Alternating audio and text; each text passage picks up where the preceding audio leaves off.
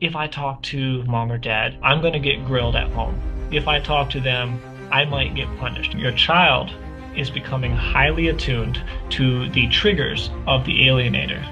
The survival state is going to be the likely place where your child is just constantly living 24/7. They're in survival mode.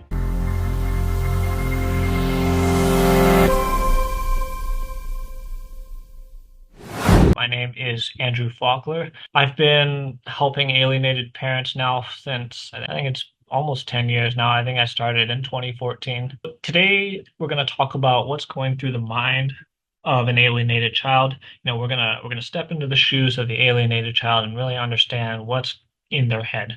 Try and understand what are they feeling, why are they acting the way they are acting, and with that information, you'll have a better understanding of how to best approach their actions, especially if it's a negative reaction towards you. I was alienated from my mother for about 12 and a half years. I was about 5 years old when it started, and I didn't reunite with her until I was about 18. My alienation case was a severe one, so I went no contact for most of that period. And the other thing that I would add in that would just kind of add like a layer of complexity to my case was that from 2008 to about 2013, I was living in Singapore. So I had the entire planet's worth of distance between myself and my mother. So that's just a quick synopsis of my case. I reunited with my mother in 2013, around May 2013. And the big things that really helped me was that once I got away from my alienator, who was my stepmother, I was able to start living life on my own terms. I'll start being able to make my own decisions. And more importantly, my mother was always there to offer support in a very positive and affirming way. When I was in that process of trying to figure out my life, I was coming back from Singapore, living in the US, trying to start over again. My mother reached out to me, and that was when I realized, she's been trying to be there for me all the time. We'll just give it a shot, see what happens. And it turned out to be one of the best decisions I've ever made. So that's just a quick synopsis of my story. Comment revive. Below in the comment section, this will opt you into a free challenge where you can learn more about parental alienation and how you can reverse it. We're going to step into the shoes of the alienated child, right? We're going to try and understand what's going on. And real quick, I just want to make a quick disclaimer. Everybody's case is different. Some parents are dealing with severe alienation where they have no contact, and others are in the midst of things and they still have some contact. Some parents are dealing with issues with CPS and other or things like that, and others are like in my case where you have international dynamics. So I'm trying to I try to make sure that my presentation is for as many people as possible, but on the off chance you hear something that doesn't quite resonate with you, chances are it might not just apply to your case. In regards to the alienated child, like I mentioned earlier, I was a child of severe alienation that lasted about 12 and a half years. And throughout that 12 and a half, 13-year period, I didn't really have any contact. And I get asked all the time, like, Andrew, what was going through your mind during the whole process? And I also get variations of that same question. Like, did you miss your mom during it? Or did you hate her? Do you feel guilty about the alienation? How did you internalize it? And so in order to understand what is on your child's mind, we got to take a step back and try and understand what their day-to-day life is like. We got to zoom out a bit, okay? So on one hand, you have normal life, right? You got to go to school, you got to make friends, you got to learn to be a functioning adult. All of those aspects of being a kid don't go away. And then on the other hand, we have the alienation, right? They're being told bad things about you. They're being told how to communicate with you. And they're being rewarded for misbehaving around you or being rude against you. They're being rewarded for being compliant with the alienator's demands. Now, when I talk about the alienation process, I like to break it down into four major elements. Okay. And they all work together to alienate the child. First one is isolation. Okay, the child is removed from your presence so that their relationship with you is physically and emotionally interrupted, right? Second one is the alienator is going to exploit the fear of abandonment within the child. So since you're not around, the child has these subliminal fears that they're not good enough. They're afraid of being left behind, and since you're not around, you can't defend yourself. You can't, say, that's not the case. You cannot contest anything that the alienator is telling the child, so that the alienator is building up this fear within them. And the next one, there is harassment and severe punishment from the alienator. Basically, the alienator is creating this really high stress environment where the child is unable to relax. Typically, anytime they're disobedient, there's a swift punishment. Doesn't have to do with you. It will obviously have a lot of swift punishment if they don't listen and participate in the alienation, but it also applies to just everything else in their life, right? So an easy way to measure this is to take a look at their parenting style and how your ex treated you during your relationship. And chances are you're going to see a combination of both of those two things in how they deal with the child. The last one is rewards for the child's obedience or compliance. The child is given a very high bar to live up to. There's this high standard. And on the rare occasions that they hit that standard, they're given a very small reward. Sometimes it's things like, go to the movies, get pizza, ice cream, go bowling. It doesn't always have to be experiences, though. It can also be those verbal rewards that you would crave as a child. I love you. I'm proud of you. I always take care of you. And that might make you sick to your stomach, hearing that because of how manipulative it is. And you're right, but it's a part of that polarizing process because what the alienator is trying to do is build this sense of codependency, right? You want the alienator is trying to turn the child into someone who cannot fathom the possibility of leaving the alienator. And often you might have heard like the hot and cold dynamics where the alienator is warm, kind, and compassionate one moment, and then the next moment, in an instant, they're a raging thunderstorm tearing through the house. So those are the dynamics that are shaping their day-to-day life. So what does that mean for your child? It means that they're walking on eggshells at home, and your child is becoming highly attuned to the triggers of the alienator.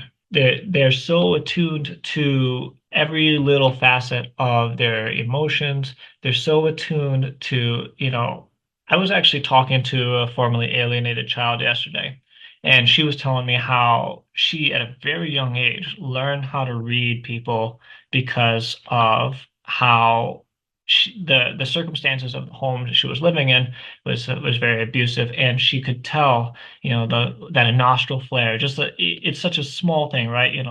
I can't really show it to you, but like if their nostrils flare, and you're like, oh, this person's really angry. This person is really feeling an intense fury, and I don't know what's going to happen. They're highly attuned to the triggers of the alienator. It's like I guess a good analogy is like those spy movies like Mission Impossible or other movies, spy movies or James Bond movies where you gotta walk through from one end of the room to the other end, but there's like lasers everywhere, and you gotta do like this weird cat walk through those lasers, and you have to not trip the alarm. That it's exactly like that. Now, if this was something you only had to deal with once, yeah, it'd be a really stressful experience. It'd be tiring, but you'd survive.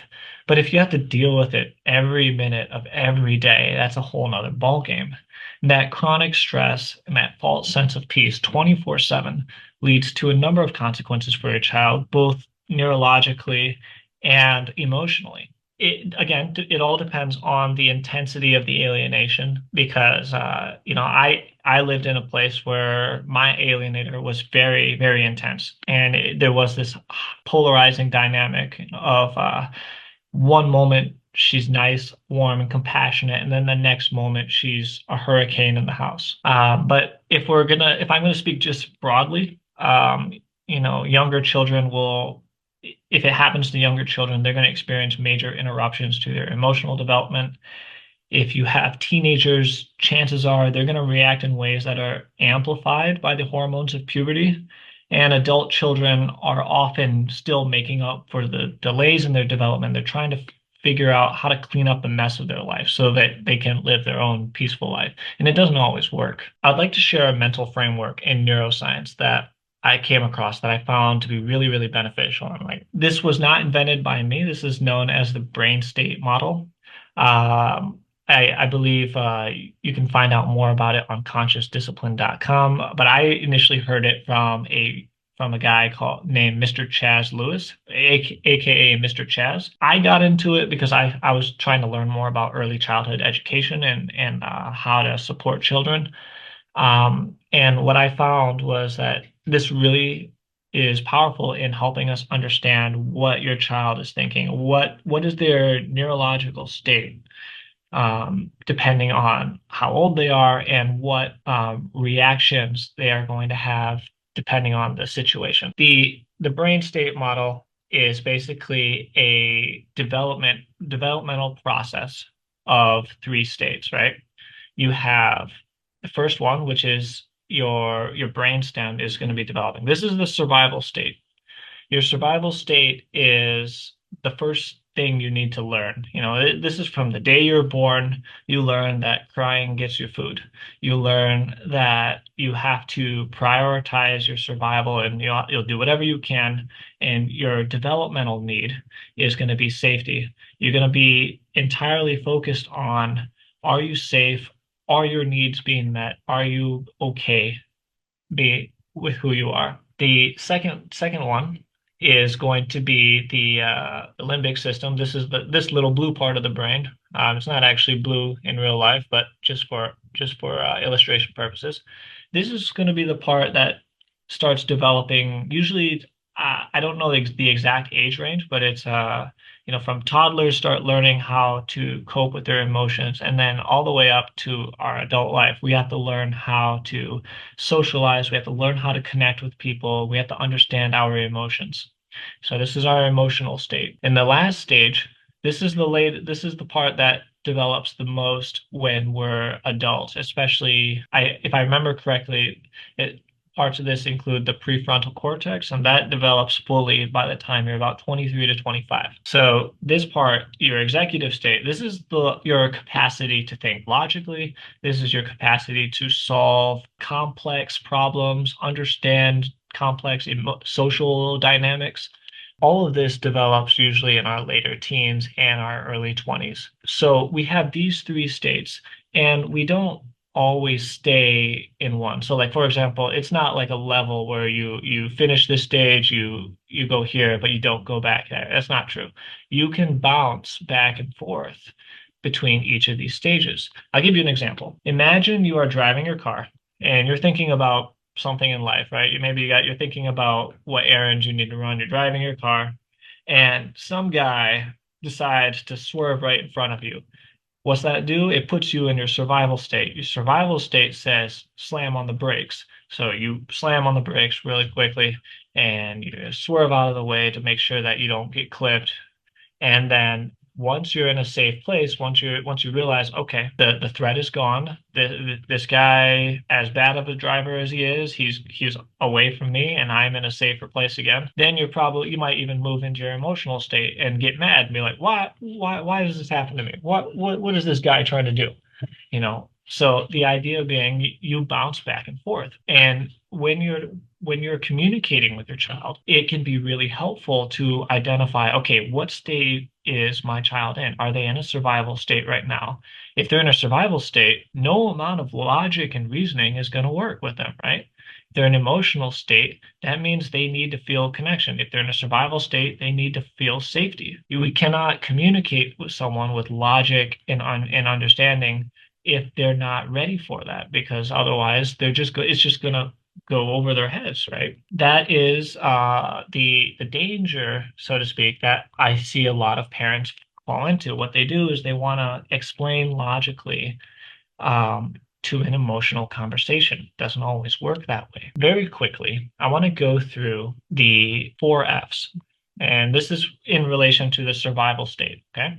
The survival state is going to be the likely place where your child is just constantly living 24/7. They're in survival mode. You might have heard of the first two.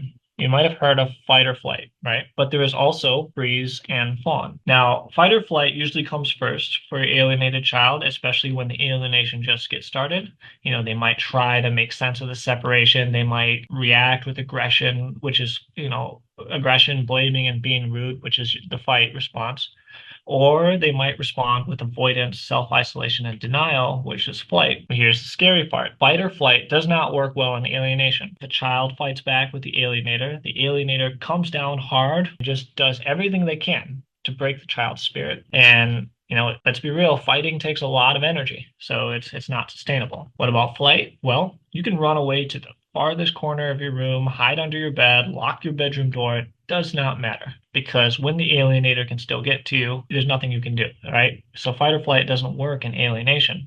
So what is the child's responses now? They're going to use freeze and they're going to use fawn. Freeze means you don't move, right? Your mind goes blank, your emotions shut down, you dissociate. If the alienator is physically abusive, the body will tense up a lot because it's anticipating physical damage. So your whole body is just gonna be tight all the time. I'll tell you a very quick story. When I was in second grade, my teacher would send us home with short kids books and we had to read them.